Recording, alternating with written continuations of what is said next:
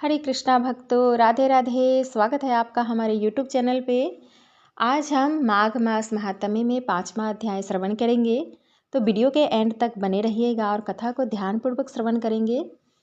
Channel पे अगर आप न्यू है तो प्लीज़ चैनल को सब्सक्राइब कर लीजिएगा और वीडियो को अपने दोस्तों के साथ ज़रूर शेयर कर दीजिएगा, क्योंकि शेयर करने से अच्छी चीज़ें हम शेयर करते हैं तो खुद भी पुण्य के भागी बनते हैं और दूसरों को भी बनाते हैं।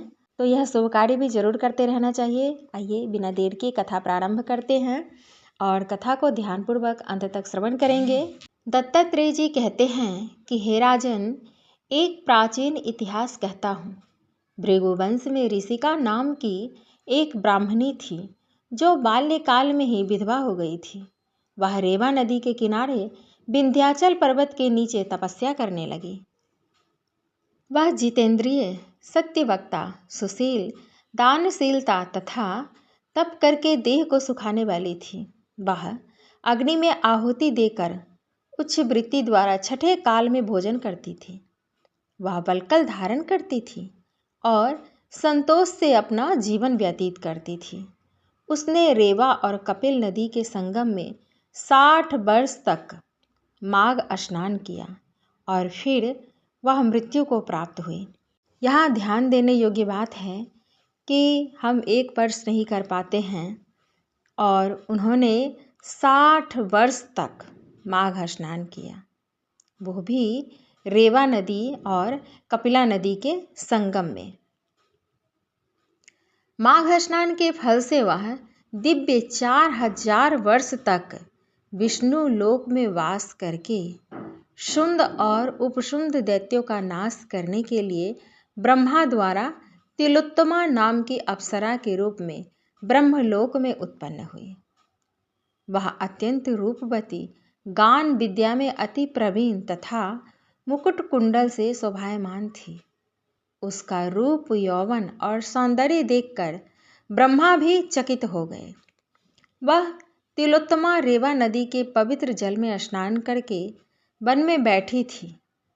तब सुंद व उपसुंद के सैनिकों ने चंद्रमा के समान उस रूपवती को देखकर अपने राजा सुंद और उपसुंद से उसके रूप की शोभा का वर्णन किया और कहने लगे कि कामदेव को लज्जित करने वाली ऐसी परम सुंदरी स्त्री हमने कभी नहीं देखी।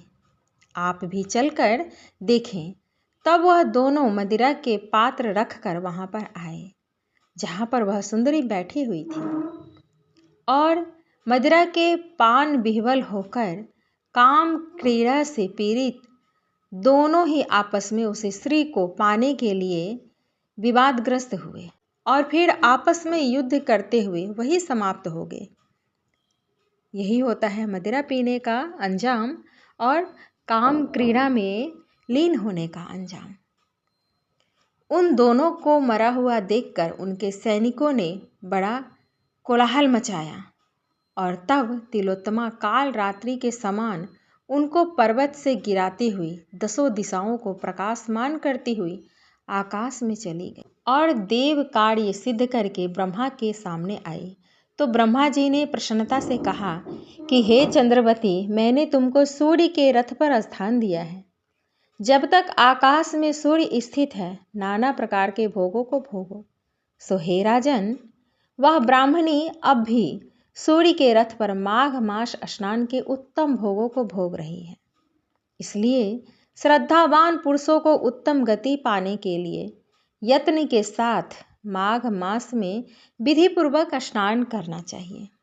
तो ये होता है माघ मास स्नान करने का उत्तम फल। इस कथा को श्रवण करने से भी मिलता है।